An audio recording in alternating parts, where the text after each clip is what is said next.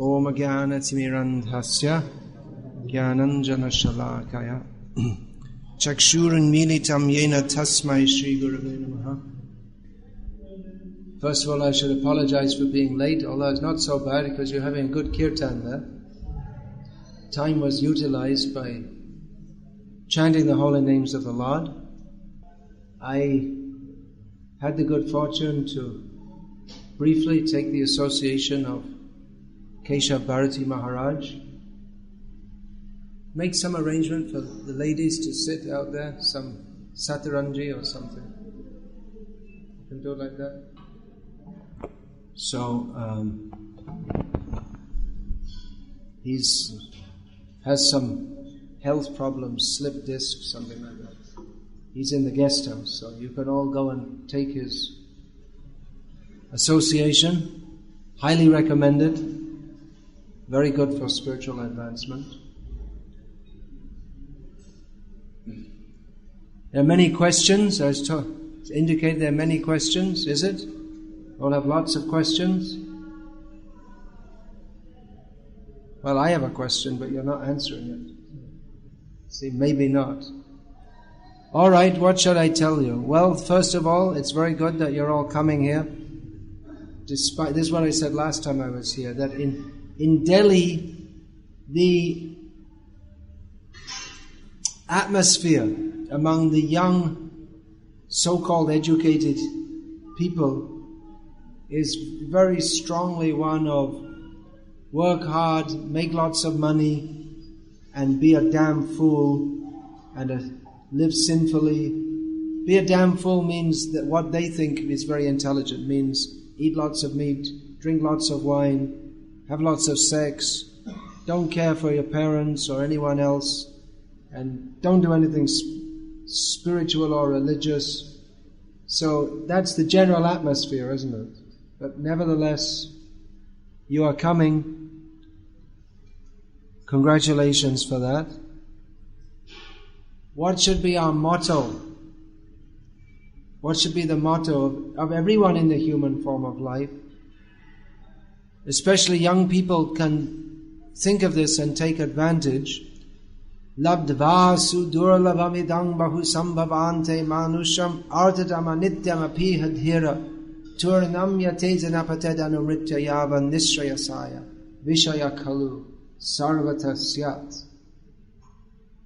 I'm quoting this verse again and again and again. It should be quoted again and again and again.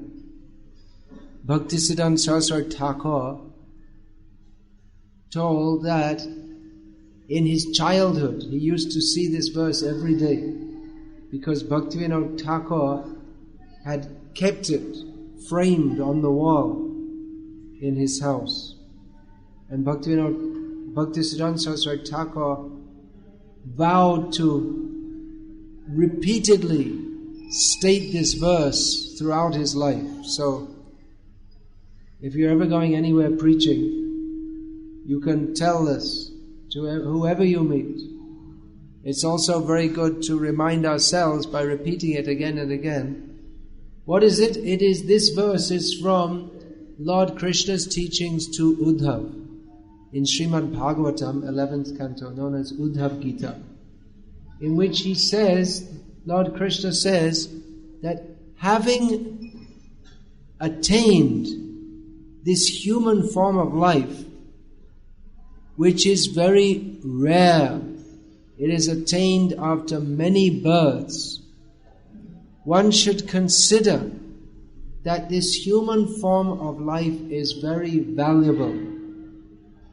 But it is also temporary. So one should be very sober. It's just the opposite of what you're recommended to be in modern Delhi. In modern Delhi, you're recommended to be adhira. Don't control your senses. Be very much in the mode of passion. But Lord Krishna recommends, be sober. Think carefully. Think deeply. modern education, does anyone ever recommend that you think soberly or deeply? Does anyone recommend that you think at all? I mean, think at a certain level is there. Think how to solve some calculus problem or something like that. But think about the purpose of life. They give that along with the education. It's not stated, but it's implicit that the purpose of life, according to these fools and rascals and demons and cheaters who are misleading the whole human society, the purpose of life is simply to enjoy the senses and to hell with anyone else. I am number one. Make yourself number one. But actually, in every respect, they're cheating you, because the modern educational system is set up to make people think that they are getting a good deal, whereas in fact, even if you get a good salary, I'm earning 50,000 rupees a month, great salary. But actually they're just exploiting you and cheating you, because if they're paying you 50,000 rupees a month, they're extracting 50 lakhs minimum worth of work out of you. That's the way it goes. So dhira, one should be dhira, one should be very sober to consider these points. One should consider that I have to die. And before we die, we should live our lives in such a way that we don't have to get born again. Now, if you say, well, what about enjoying ourselves? Let me enjoy myself. And Lord Krishna says, you already did that. You already did it as a camel, as an ass, as a monkey, as an Indra, as a worm in stool. You already did it. And if you don't take this opportunity in the human form of life to become self-realized, then you will again get the opportunity to enjoy your senses as a camel, as an ass, as a dog, as a cat, as an Indra, as a tree, as a worm in stool, and so on. That's why the human form of life is valuable.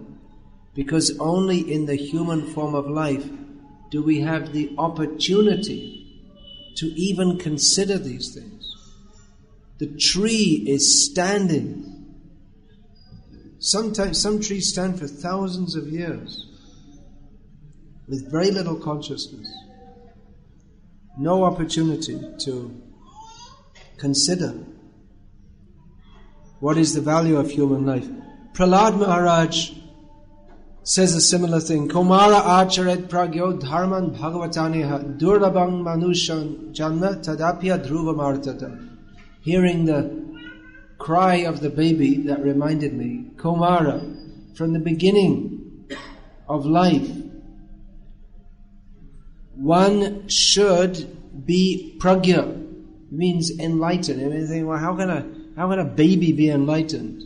But the point is, as soon as possible, don't waste time. Just like in modern life, they start educating the children from as soon as their cognizance takes any kind of ordered form. They start to educate. And even they've started to realize what's there in the Bhagavatam, is told in the Bhagavatam, that children's education begins within the womb. You putting your hand in your mouth. That's not clean. You please go and wash it. This is instruction from Prabhupada. Not you. I didn't see you. If you did, you can do also. But who's sitting behind you? Having put your hand in your mouth, please go and wash it. This is an instruction I personally imbibed from Srila Prabhupada. Aapko nahi, aap muh mein hath dala kya? Aapko, aap bhi. Everyone does. In modern age, they don't teach even what you're supposed to learn as children. He's also doing. This is for babies, chewing your fingers. It's a bad habit. It's against bhakti to do so.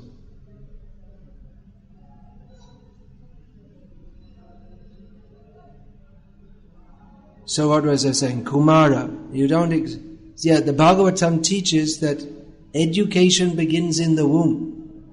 Now they discovered that Bhagavatam taught long ago. Prahlad Maharaj, he learned in the womb. So from the very beginning of life, one should imbibe Krishna consciousness. Because human life, the same point is made. Durlabham manusham janma. It's very rare. Does everyone understand English, by the way?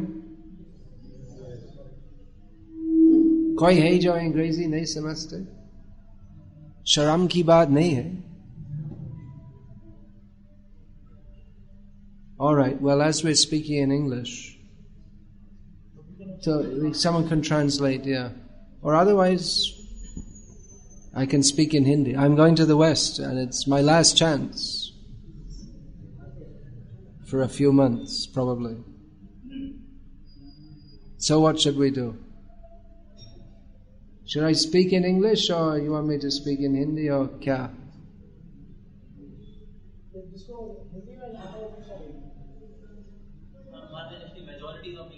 Okay. शर्म की बात नहीं है अगर आपको अंग्रेजी नहीं आते है. Actually ये अंग्रेजी तो म्लेच्छ भाषा है और वास्तव में श्रेष्ठ भाषा यही सब आध्यात्मिक ज्ञान की चर्चा करने के लिए संस्कृत ही है. यही भाषा ये सब आध्यात्मिक चर्चा के लिए. और सभी भाषा जो संस्कृत के नजदीकी है, हिंदी बंगाली जैसे, तो अंग्रेजी से अच्छी है. It's difficult to express in English. Prabhupada made up terms like the 3 modes of material nature, the mode of goodness and super soul, and terms like this. But actually कोई शर्म की बात नहीं है यदि कोई अंग्रेजी नहीं समझते. Actually, all the worst things are coming in English. Of course, Hindi's pretty, Bollywood movies are pretty bad too. So they're trying their best to be degraded. So, Durlabham manusha janma tadapi adhruvam arthadam. Prahlad Maharaj said the same thing. From the beginning of life, Prahlad Maharaj analyzed the human life. Adhruvam, it's not certain. You can die anytime.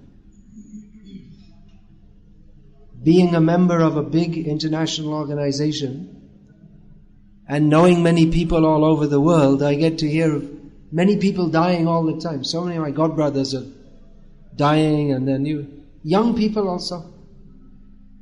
It's not just that old people die. Young people by accident, by suicide, by heart attack, even young people. Someone was telling me recently, they were saying I should get a medical checkup. I said, I don't need for heart because, I'm skinny. He said, no, I knew someone, he was skinny, 30 years old, had a heart attack and died. So, say we live 100 years. Actually, hardly anyone lives 100 years.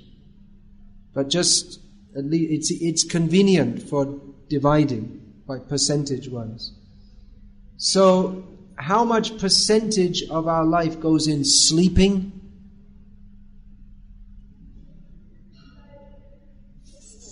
For the great majority of people, at least 25%.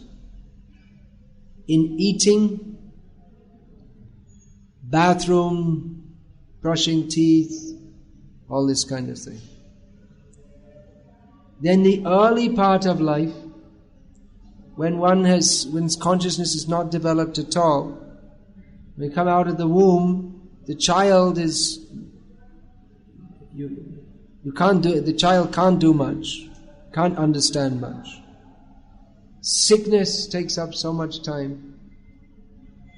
In youth, we spend so much time getting educated.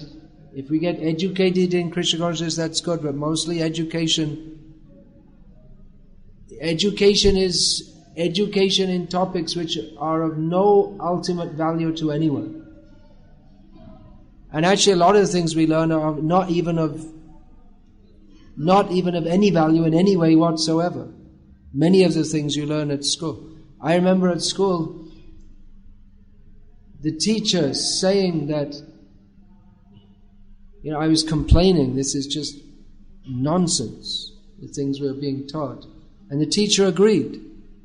It's nonsense, but you see, you just have to learn it, and then you do the exam, and the moment you finish the exam, you can forget it all. It doesn't make any difference in your life.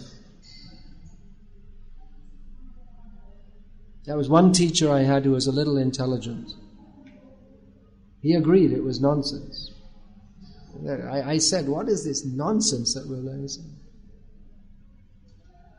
So a lot of the time we're learning things which even if it's useful for our material life, it's not going to, in the ultimate issue, it doesn't help us. At the time of death, whatever you've learned, it's actually going to be an obstacle to our higher interest. Our real interest is to understand who I am, who is Krishna, and what is our relationship. But if our head is filled with all garbage, which is called so-called education, then what is that? That's jaro bidya jato mayar bhaivar tomar bhajane baddha moha janamiya anitya samsare jeev ke kare gadha. Bhaktivinoda Thakur, who from the temporal perspective was highly educated in modern education. In those days he was English educated, which was quite rare in India up to the previous generation, the generation ahead of you. The people my age, in India at that time, English education there wasn't, and this was 19th century. He was among the first batch, you could say, of Indians educated in English. So he was a highly placed government officer. And his conclusion was that Joro Vidya, materialistic education about this material world, is simply another glitter of Maya. Glitter means it looks good, but there's nothing substantial there. It appears to be good, but isn't. And he says, Tomar bhajane baddha. It is an obstacle in bhajan to Krishna. It causes us to become more illusioned in this temporary material existence and converts the jiva into an ass. Why an ass? Because the ass carries heavy weights which are of no value to the ass. I think even in Delhi today, sometimes you still see asses carrying rocks, is it? Heavy rocks. And the little ass, his legs are like this, tiny, little skinny legs. Very heavy rocks he's carrying. And what does he get for doing all that? At the end of the day, he's fed some grass. The ass doesn't have to carry rocks. The grass is growing, he can take the grass without the rocks. But he thinks, I have to work for my master and he'll give me some grass. Therefore he's called an ass. Ass means a fool. Stupid. And proud of it also. So modern education is like that. Or any mundane education. By the grace of God, in nature's arrangement, there is Roti kapra makan. These are the basic necessities. Indira Gandhi made campaign, election campaign. This is all before your time, I remember. सब के लिए रोटी कपड़ा मकान, गरीबी हटाओ। गरीबी अभी तक हो रही है, और जितने भी हम प्रयास करेंगे गरीबी होगी. You can't get rid of it, not by election slogans. So, roti, kapra, makan, by God's arrangement, those things, the earth produces food. And cotton, you can get from the earth, and even building materials. Nowadays people build with cement and all this. But you can build very good houses with basic materials like mud. There are houses which are standing for hundreds of years built out of mud. They mix clay and lime and straw. And there are houses like that, hundreds of years old. And they're much better than cement houses, much more healthy. Cement is actually, it's unhealthy. They have thick walls, which is cool in the summer and warm in the winter. Some of our devotees in South India, they're making their ashram, they're building it themselves out of these materials, and it's much cheaper. But people think that's primitive because they're stupid. It's better and cheaper, but people think it's primitive. We have to use modern cement. So that's natural. You see, if you go throughout India, you see that. If you go in Orissa, you'll see houses built out of big slabs of stone. That's the natural material there. In different parts. If you travel throughout Russia, still in most of Russia, the houses are built of wood. There's so much wood there. These are natural. The point is, you don't have to endeavor very much to get these things.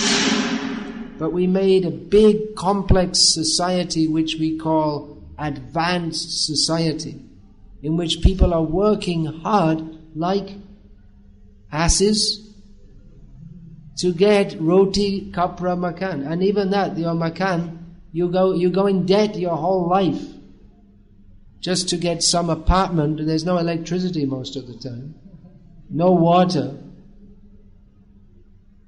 And they call this advancement. This is ass-like civilization. Human beings converted into asses. So modern education, actually it's documented that this whole system of modern education, mass education, was brought into being in the 1920s in America by big businessmen who funded the expansion of modern education with the specific purpose of making people into workers and consumers. You should work hard, earn money, and buy things. And we'll produce all kinds of things, and you buy them, and so that all the money you earn, you give it back to us, and we'll get richer and richer and richer. And that's what's going on. It's a deliberate plot to make everyone into a foolish, hard-working consumer, buying more and more things which are of no actual benefit to him. So this is going on. Otherwise, previously, education, these universities, they were founded in medieval Europe for studying the Bible. That's what they were educated. That's the point. Education, even in the meat-eating Western countries, they consider that education means to understand God. Nowadays, education means to understand anything except God. It's practically the only subject that's banned, isn't it? In modern India. In India's culture is meant for God realization, but modern India, the only subject which they've made it legal, they've made it illegal. Of course, they teach in social studies that Hindus believe this, but in a very superficial manner. But jivasya tattva jigyasa, human life is meant for inquiring about the Supreme. No one is teaching that. And it's such a lamentable situation that even if you say to anyone that human life is meant for inquiry into the Supreme, the ultimate purpose of life, what is the standard response to that? People will laugh. Is it? If you tell that life is meant for inquiry into the Supreme, they'll laugh. Laugh because actually they don't know how to deal with it. It's something beyond. It's something that they can't imagine. They think that life means get money and enjoy. It never strikes them that we're not happy, actually. Life is arranged in such a way that everyone is very busy. What is that? There's some advertisement I was seeing in Bangalore for selling some shirts by some company that pretends it's an English company. Actually, it's an Indian company. But like that, all these clothing companies, they all have Peter England or something like that. And they're pretending it's made in England, but actually it's made in India. And you get the same quality shirt for 50 rupees in the bazaar, but if you go to their special showroom, you can spend, 700 rupees for the same quality shirt, because it's got the name of some company name on it. This is nonsense. Anyway, they had an advertisement, Peter England or something like that, I don't know. Alan Solly, I don't know. I'm from England, I never heard. They say founded in England or something, but I never heard of it in England. So I think it was founded in, Faridabad or something like that. It's a very English-sounding place name, isn't it? So they have the advertisement, work hard, party harder. So that's the idea. You work hard, and then you have a few moments free every week, and at that time, instead of relaxing, or you should party, spend all your money. So where is the jivasya tattva jignasa? Where is that? Where is the inquiry into the Supreme? That requires one to be dhira, to be sober, self-controlled, introspective. But modern society makes one adhira. Anyway, we are adhira. Anyway, the senses are not controlled. But in the human form of life, one should be introspective, thoughtful, viveki.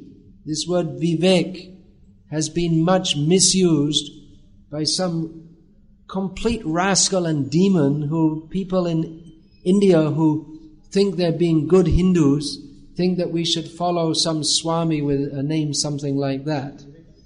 But it's complete misuse. He's completely Actually, this word is a very important word. It means we should see and analyze and discriminate. But his rascal preaching he himself was a meat eater. And what are you going to learn from someone who says, better to play football than read Bhagavad Gita? That's his vivek. People are so unfortunate. Even if they become interested in spiritual life, then they fall in they think, I should read this Swami's books. And then you're spoiled completely. Then you're worse than if you never had any spirit. If you had no spiritual inclination, you'd be better off than someone who read his books. Because you get completely screwed up by such rascal misinterpretation. So one should be viveki. Rupa Goswami also uses this word, viveki. One should cool-headedly consider. But who is cool-headed? Everyone's pumped up. Adrenaline pumped up to the max. And what happens when you all the time running, work hard, party harder? then what comes at some point? Doctor? Anyone can tell. Burnout. You get burned out. Then you suffer. If you're all the time stressed, because partying is also stressful. It's not a relief from stress, it's just another form of stress.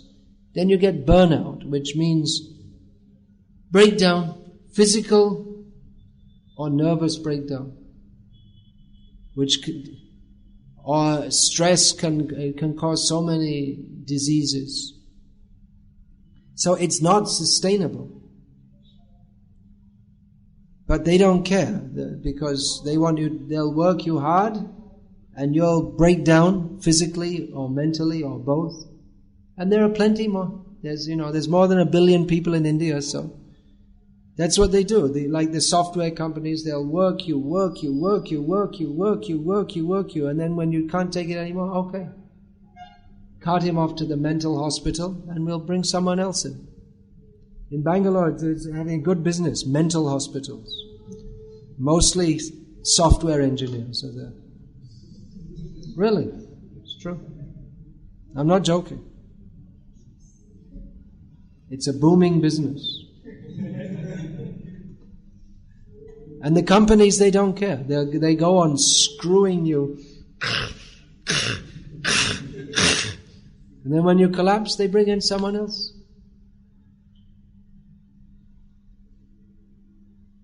So better to be dhira. Step aside. Don't step into that. Step aside. Stop, think. Where am I going? What is the purpose of life? Will you find out the purpose of life from a Pepsi advertisement? They're giving philosophy, actually. Indirectly they're giving. Pepsi advertisement there's philosophy there. The philosophy is, well, drink Pepsi and eat, drink, sleep, be merry and enjoy, for tomorrow we shall all be dead. That is the underlying philosophy. It's not really philosophy, foolosophy, Prabhupada used to say. But there's a message there, isn't it?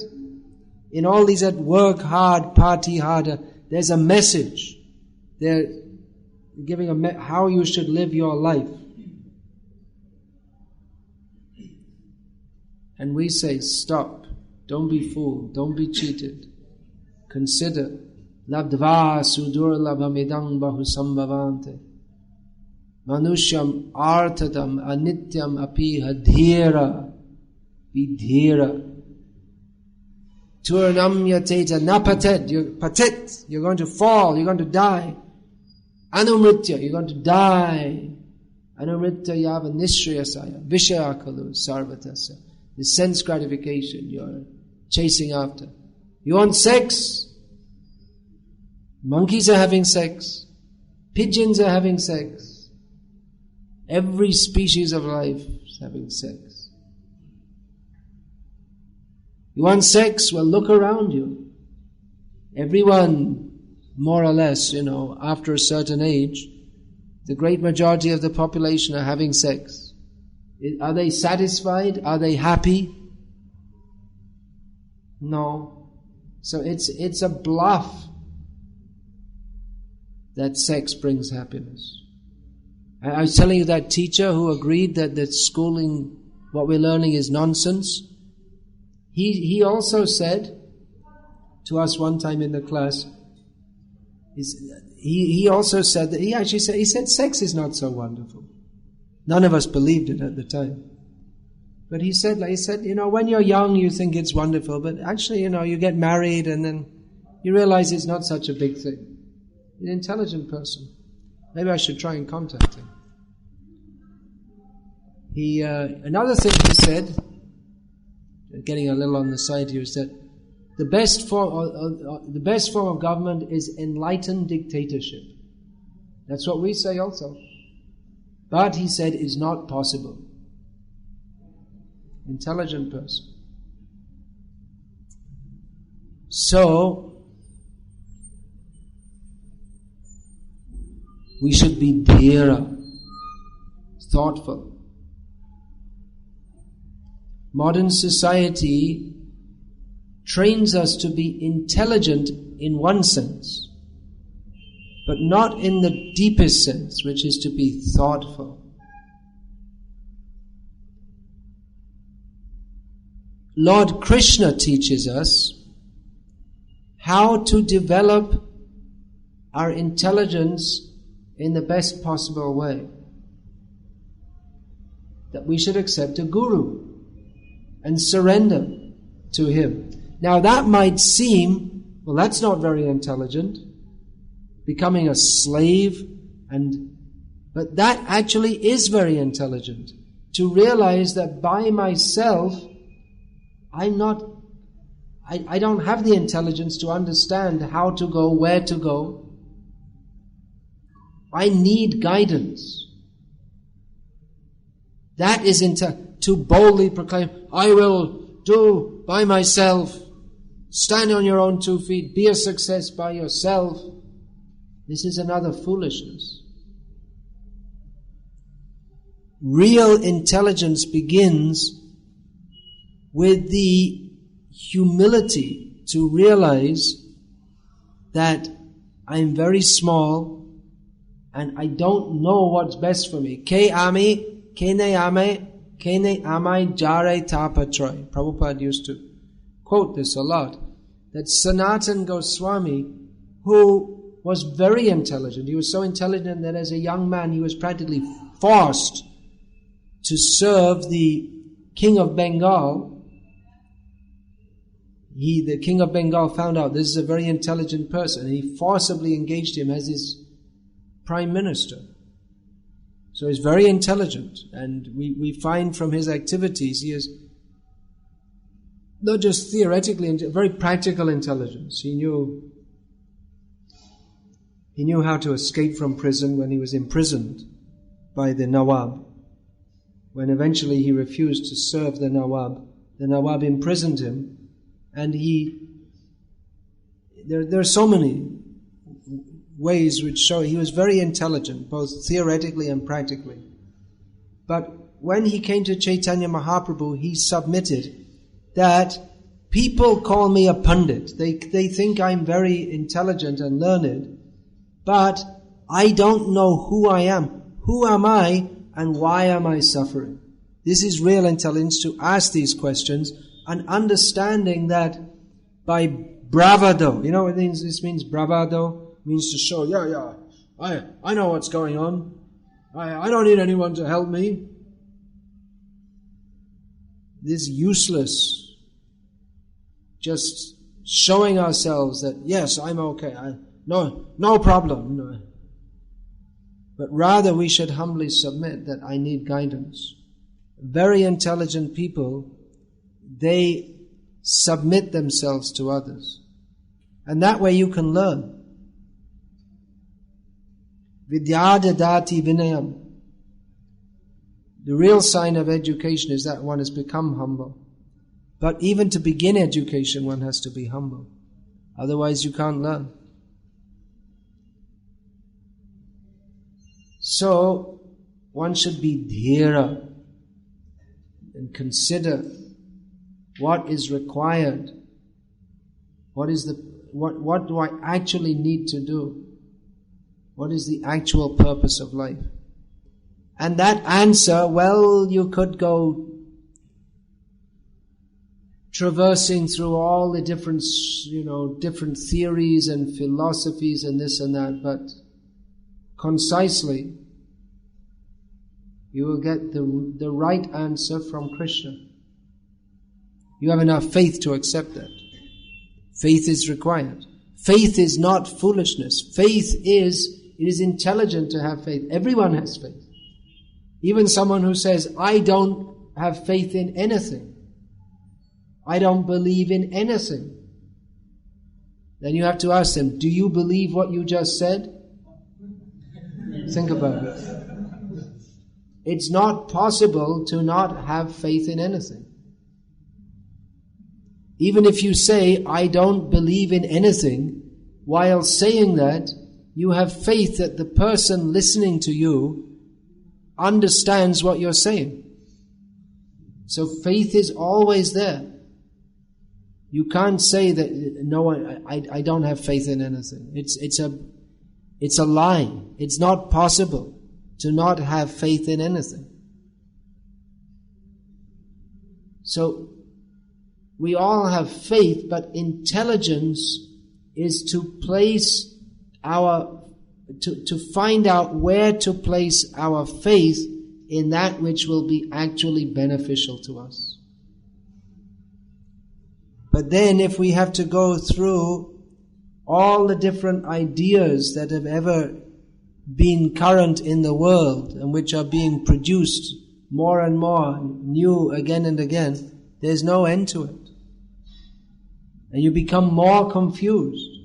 If you think I'll sort out through all the different philosophies and find out, there's no end. Therefore, Lord Krishna says to approach those who are tattvadarshi, those who have seen the truth. And then you may say, well, that doesn't help. I don't know what the truth is, so how can I know someone who has seen the truth? Such a person has certain symptoms. We may not understand the truth directly, but there are certain symptoms of a self-realized soul. This is all discussed in Bhagavad Gita. Arjuna asked Krishna that what are the symptoms? Stita pragyasya ka bhasha samadhistasya keshava. He asked, what are the symptoms of a self-realized person? And Lord Krishna explains that one who is free from desires for sense gratification, such a person is stita pragya, means one whose intelligence is fixed. Srila Prabhupada was asked a similar question by the late John Lennon, who was incredibly famous in the Western world. It's like he was famous throughout the English-speaking world to the level that Amitabh, and popular to the level that Amitabh Bachchan is in the Hindi-speaking world. So considerably bigger figure than Amitabh Bachchan in among all the flies, the materialistic people. He was considered. So he asked Srila Prabhupada, him and his second wife, they asked Srila Prabhupada, how can we know who is a real guru? It's a good question. Even though they weren't serious to take the answer, but it's a good question.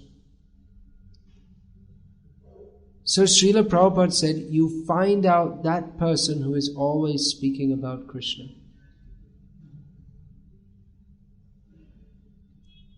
That is the goal of life, to understand God, to be devoted to Him. So one who's absorbed in that is the proper guru. Of course, there's more to that answer if we go deeper. That what they speak should also be according to parampara.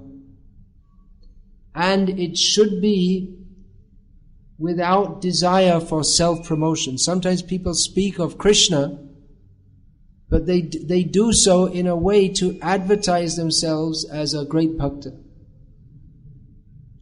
Srila Prabhupada was completely devoid of any desire for personal aggrandizement. Srila Prabhupada was transparently extremely interested in communicating Krishna to everybody. He wasn't interested in promoting himself. He always considered himself a humble servant of the parampara. These are the symptoms of a genuine guru. One who is fortunate, Brahmanda Brahmite Kono Bhagyavanji, Guru Krishna Prasade Pai Bhakti Lata Bij. One who is fortunate will come into contact with a genuine sadhu. It requires good fortune, the mercy of God, because a genuine sadhu will not advertise. I am a genuine sadhu. Everyone come, take dust from my feet. He won't advertise like that. He will speak on the principle that we should associate with sadhus, and he will extend his association. But he doesn't have an advertising agency to promote himself. He's not making a show of love of Krishna. He just does love Krishna. An excellent example of Srila Prabhupada's transparency. By transparency, I mean that he's not acting for the public. He's not making a show of what he thinks the public should like. Was at the deity installation that Srila Prabhupada oversaw in Amsterdam, in Holland. So the national television was there. And Srila Prabhupada came and he saw that nothing was properly prepared by the devotees. And he started blasting them, shouting at all the devotees. This is live on national TV. He got more and more angry at all the devotees. He didn't care what the public thought. He thought that we are calling Krishna and you're not preparing properly to receive Krishna. He didn't think that, oh, the TV's there, okay, let me smile and hold a flower. He blasted them. He wasn't an actor. He was genuinely, transparently interested in serving Krishna. Here in Delhi, there was a pandal program arranged with thousands of people. And during the lecture, Prabhupada called on stage some American hippie who engaged in a shouting match with Srila Prabhupada on the stage. He was shouting at Prabhupada and Prabhupada was shouting back at him. And eventually the devotees dragged the hippie off. And many people left and they thought, why has Swamiji become upset? But Prabhupada was showing that, well, there are many things that could be deduced from this, because Srila Prabhupada in his lecture had been talking about how one has to be submissive to approach a guru. And by calling this hippie on the stage, who was a rascal, Prabhupada demonstrated how just the opposite. It's example by showing the opposite. How by challenging, Prabhupada was saying in his lecture, by challenging you cannot approach the guru, you cannot understand. So many people were disturbed because people have this stereotyped idea that a sadhu is one who always smiles and everything's, he never chastises anyone, but nowadays it seems to me that often we kind of stereotype Prabhupada and we think, oh, he was, very nice, very kind. Undoubtedly he was very nice, very kind, but he was very heavy. And from what I could see, of course, I joined ISKCON towards the end of Prabhupada's manifest pastimes. But turn that cell phone off! Prabhupada would shout at people quite often. Just giving an example.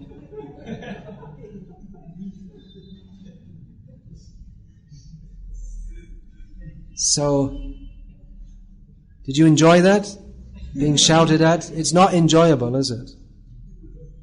Shruta Kirti Prabhu, who was Prabhupada's servant, told that Prabhupada used to shout at me and I felt terrible. I felt like I wanted to, enter. I wish the earth would swallow me up. And he said, I'd do anything to have Prabhupada shout at me again now. Prabhupada's gone now. He's not there to shout at us. So we often stereotype and we think, but actually, what I was saying is that from what I saw myself and all the, I remember when Prabhupada came in London and the whole room was full of devotees from all over Europe, huge temple room. several hundred devotees, and they were all, just very much in awe of Prabhupada. Like almost scared, you could say, because Prabhupada's heavy presence. The direct representative of the Supreme Personality of Godhead. Very heavy presence. Everyone felt that. You came Prabhupada's presence and it's, should be nervous. If you weren't nervous, then Prabhupada would make you nervous. In other words, if you were complacent, then Prabhupada would cut you to pieces. Often he did that. So, not predictable. How Srila Prabhupada, we could see in his behavior, completely the servant of Krishna. The servant of the parampara, not the servant of the public. Not that what they think I should be like. He wasn't molded by the public. He was molded by, I'm not going to shout again, but please turn your cell phones off. He was molded by his whole existence was how to serve the order of his Guru. Heavy, that's heavy. To take the order, the example, the order of the Guru. Janme Prabhu say, they're completely surrendered. That Guru Mokha Padma Vaka Chitete Kariya Aika Arna Kari Homane Asha. Bhaktisiddhanta Saraswati Thakur told Srila Prabhupada to preach among the English-speaking people. He took that so seriously that he left Vrindavan in old age, when the body is giving so much trouble, and went to untold trouble to preach Krishna consciousness all over the world on the order of his Guru. That's what it means to be a disciple. That's a real disciple. That's spiritual life. That's why Guru means heavy. And Shishya means who's in the control, in the shashan, who's in the discipline. It's not a mutual flattery club. I praise you, you praise me, you're so nice, oh, you're so nice. That can be there, but the relationship is substantial. It's based on surrender to Krishna, which is simple and natural and nice, but for conditioned souls, it appears to be very painful. Because we have so many material attachments, and we don't give them up very easily. It seems very painful to give them up. It seems easier. In one way, it is easier to be a fool. It's not difficult to be a fool. You just do what everyone else is doing, and you'll be a fool. But to be intelligent, to be dhira, to be viveki, it requires conscious decision. To take up Krishna consciousness means to go against the current of the whole human society. It's not easy,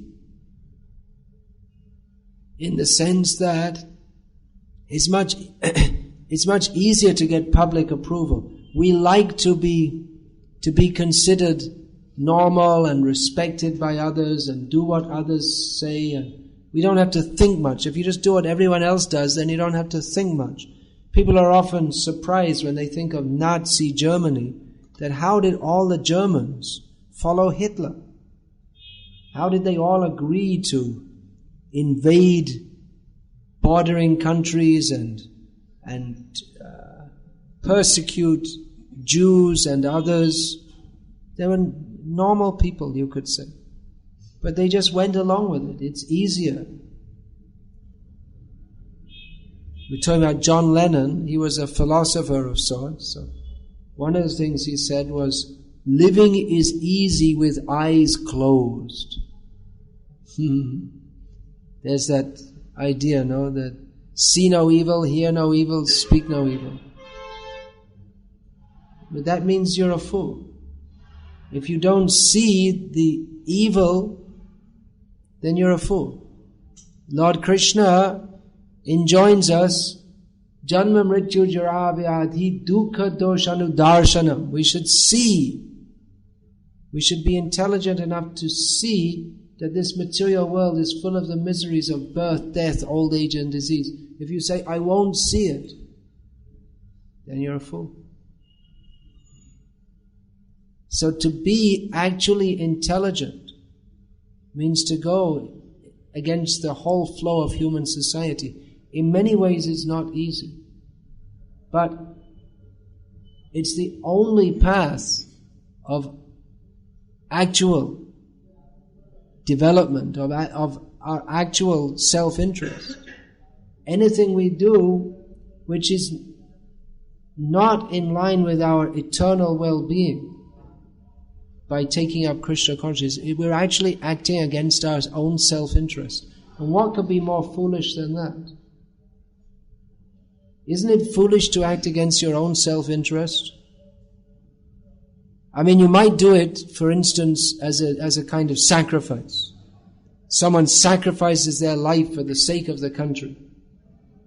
Then they get a posthumous Veer Chakra or something. It doesn't help them very much, but you sacrifice your life for the sake of it. That's glorious, okay. But something like, for instance, smoking, and on the packet it says, smoking causes cancer, or something like that. And still people, there's no benefit whatsoever. And it's bad for health. So isn't that foolish? But people are doing it despite that. They're smoking. It's so like that. It's people are spending their whole lives, they're addicted, just like people are addicted to smoking. Even though they know it's not good for them, but nevertheless they do it, willingly. So, we spend our whole lives acting in a manner which is against our own self-interest. Why is that? Well, one reason is Sangha dosh, bad association. Someone may think, I'm not going to smoke anymore. Finished. Then he goes and meets his friends, and they all pull out their cigarettes. They offer one to him, and he says, no, I'm not going to smoke. Come on. Don't be unsociable. They say, oh, okay. It's easier. All right, I'll tell you what. Everyone else is smoking, I'll also smoke.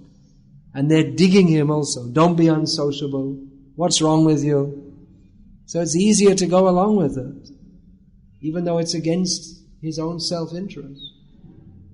So in the same way, if we want to be Krishna conscious, some people say, come on, what's wrong with you? And then they'll mock you and this and so we have to keep good association. Keep association with devotees, those who know what the value of life is and who are determined that even if the whole world is against us, my dedication is to the lotus feet of Krishna. Prahlad Maharaj was like that. Now Nrsimha Chaturdashi is coming up. Prahlad is more glorious than Nrsimha. Actually, we can't say, but because Lord Nrsimhadev is the Supreme Personality of Godhead, but he appeared for the sake of Prahlad. So he himself became the servant of Prahlad. He is Prahlada Hlada Dai. We sing every day. Prahlada Hlada Dayane. That means unto Prahlada Hlada Dai. Prahlad means full bliss. It was a name given by his parents. They didn't know what it meant. His brothers' names were Ahlad, Sanglad, and something else Lad. So, Prahlad. Ahlad, Sanglad, anyway. So, but real happiness means service to Krishna. And the Prahlad's happiness, where does that come from? That is that's coming from Nrsimhadev. Therefore, one name for Nrsimhadev is Prahlada Hlada Dai, one who gives happiness to Prahlad. So everyone was against him. There was not a single person who agreed with what he was doing, but he went on with it. So it's good to remember Prahlad Maharaj. We're enjoined to have good association, but if we can't always have it, then remember Prahlad, who kept his treasure of bhakti. He didn't always show it. When there was an opportunity, he showed it. And when challenged by his father, he was very open. He very openly told him, fearlessly, that foolish persons like yourselves have uncontrolled senses and go to hell. Openly told him. Adanta gobhir vishatang tamisram pun. What is that? Matirna krishne paratasvato va mitopi padyeta grihavratanam. Adanta gobhir vishatang tamisram punah punascharvita charvananam. Why does Hiranyakashipu, why are you in this Krishna consciousness? What is this? If it's so good, why doesn't everyone do it? Sometimes people ask that, isn't it? If it's so good, then why everyone doesn't do it? Prahlad gave the answer. That certain people are determined not to be Krishna conscious. And they're determined to indulge in sense gratification, so that even if by their own, now I've become a philosopher, and you're philosophically searching, but deliberately avoiding Krishna. Even if you come across Krishna consciousness, just say, no, we're interested in philosophy, not that. There was one book I saw, someone showed me, The 5-Minute Philosopher, something like that. How you can impress people that you know about philosophy. You just drop a few lines and pretend you know about philosophy. You'll quote something from Rousseau and something from Sartre and something from Hume, and in this way pretend to be. And in the introduction to the book it says, by philosophy we don't mean the kind of thing that those Hare Krishna devotees speak. By philosophy they mean, apparently it's intellectual mumbo jumbo meant for avoiding Krishna. That's what generally goes under the title of philosophy. That's why we say philosophy. So people are determined to avoid Krishna even by your own endeavor.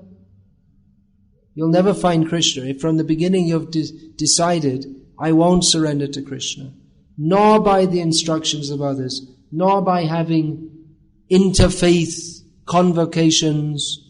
Well, what do you think about God? Well, I think God's like that. Oh, well, that's very interesting. Well, in our tradition it says God's like that. And I don't know if they discuss God very much. I don't know what they discuss. But anyway, interfaith, if they're serious, they should take Bhagavad Gita as it is and accept it. If they want to know God, they can take it. Prabhupada is presenting, here is God. You want, take. If you don't want, then you're Hiranyakashipu. Who is Hiranyakashipu? Adanta Gopya. Dedicated to not controlling the senses. Dedicated to going to hell. Dedicated to chewing that which has already been chewed. Chewing the chewed. So, that is chewing. Chewing the chewed in so many species of life. Those are intelligent on attaining this human form of life. They stop and think, where am I going? What am I doing? Where should I go now? Those who are fortunate means those who are sincere. They will be guided on that path by which they will attain the highest perfection, the only real perfection, which is to surrender at Krishna's lotus feet. So that's it in a nutshell. Hare Krishna. Are there any questions, please? Do we have a roaming mic? Yeah. Or otherwise you can write questions. Like to write down and give them? Alright, say something in the meantime. Another whole society is being destroyed by the media. The whole society is being destroyed by the media. Well, it's not only the media, but the media has a significant role to play, that's true. So how do you stop the media? How can we stop the media? You can't stop the media. What are you going to do? Go and blow up the television companies? You can't stop them. So in New Zealand, some devotees blew up a slaughterhouse. This was, when Prabhupada was present. I think they blew themselves up in the process also. And Prabhupada said, that's not our process. That's not going to stop slaughtering animals. Only by by spreading Krishna consciousness. It's the only way. What are you going to do? The only possibility is to bring people to a higher level of consciousness. But that will take a lot of time. That's true, it'll take a lot of time. Well, if Krishna wants, it can, or if we want seriously enough, it can happen more quickly. We have to do the best we can under the situation. We're not, we can't force the world to change. It is our duty to serve the mission of the Acharyas by preaching Krishna consciousness as best we can under the circumstances, but we can't forcibly change the world. Come join us.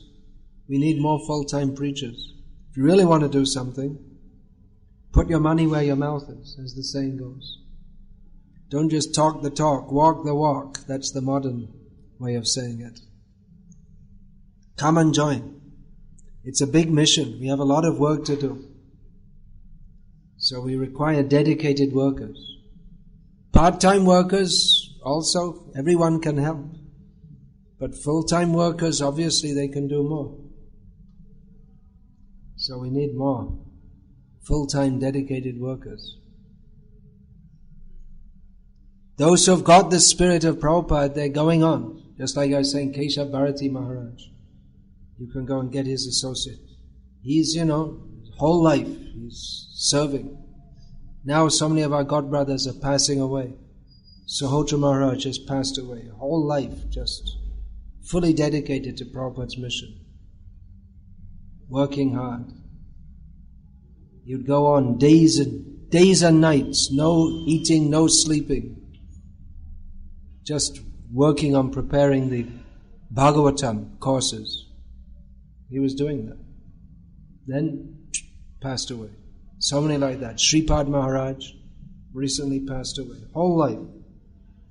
Met Prabhupada. He was PhD scholar from Manipur. And PhD student in America. Had a bright career ahead of him. Joined Prabhupada's mission. Finished his PhD and spent his life preaching taking Prabhupada's orders. Prabhupada gave him 2 principal orders. Preach among scientists and preach in Manipur. And that's what he did his whole life. Then he passed away. So all these devotees are making a difference. If they hadn't been in the world, it would have been a worse place. That you are all here now, hearing about Krishna, is due to the cumulative effort of all the devotees over the years. There's various detractors of ISKCON, like Ritvik Vadis and all kinds of different people. They like to point out all the faults in ISKCON. And there are a lot of faults in ISKCON, no doubt. We're not saying it's utopia. It's an attempt to preach perfection in an imperfect world. But at the same time, we can't minimize the efforts of those devotees who have, despite all the difficulties of working trying to preach Krishna consciousness in a world which is not very inclined to accept it, and with all our own internal inabilities or whatever, they go on preaching, pushing on the movement throughout their lives, and there is a positive effect. You are all positive effects. So to presume that everything in ISKCON is bad or wrong is bad and wrong. I would say. You could say it's a subjective opinion. But life is like an ice cream, enjoy before melting. It's a comment. All right, if that's what you want, go and take ice cream. We're not stopping you. We're just proposing that there's better things to do than eat ice cream. Enjoy now, suffer later. That's material life. How a human who is engaged in this material world and performing his activities can worship Lord Krishna, and what is the right way to devotion towards Sri Krishna. Yeah, everyone should engage as much as possible in Shravanam, Kirtanam, Vishnu, Smaranam, Pada, Sevanam, Arjanam, Vandanam, Dasyam, Sakyam, Atma Nivedanam. You can do that full time if you join as a brahmachari in the ashram. Otherwise, you can do it part time. But everyone should engage in devotional activities to Krishna. The more we do, the more we are benefited. So how do we serve Krishna? Shravanam, Kirtanam, Vishnu, Smaranam. This is the way. Like I said, if you have other duties, accept material responsibilities, you do that in a spirit of service to Krishna. When we lost our intelligence to serve Krishna, how we have to improve our intelligence to keep our full faith in Guru and Krishna. When do we lose our intelligence? Well, that's stated in Chaitanya Charitamrita. Krishna bhuli se jivanadi bahimuk atev maya tare daya shangsara duk. Forgetting Krishna. When? Anadi. So long ago, it's not traceable. Doesn't really matter when. It's not the most, like if someone's sick, they come to the doctor's main concern is not to try to analyze how and when he got sick. That might be helpful to some extent, but the real thing is to cure him. So how can we improve our intelligence to keep our full faith in Guru and Krishna? Again, you keep good association. Sangat sanjayate kamaha. Our desires are molded to a large extent by our association. I was speaking of Prahlad Maharaj. He didn't get association, but he never took, even though he was surrounded by materialistic people, he never took the association. He never interacted with them. He never believed what they said. He always remembered the words of his guru, Narad Muni.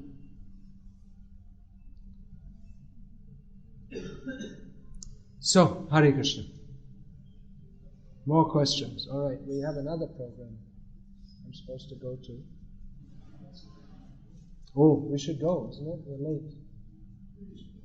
What is the extent of our free will? This much. Serve Krishna or not, up to you.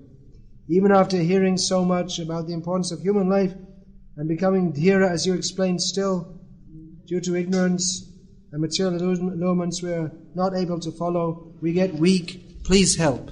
Answer, please read the last portion of Bhagavad Gita chapter 3 where this is discussed. And go and ask Keshav Bharati. Actually, take these, I have to go, I have another program. Take these questions to Keshav Bharati Maharaj. He'll be happy to tell you, and I have to go. So please excuse me, but you can get better answers from him anyway. So, he's up in the guest house. He'll be happy to see you. Hare Krishna, would like to thank Maharaj for his wonderful association. You're very kind. Thank you very much. Jogata pichare kichu nahi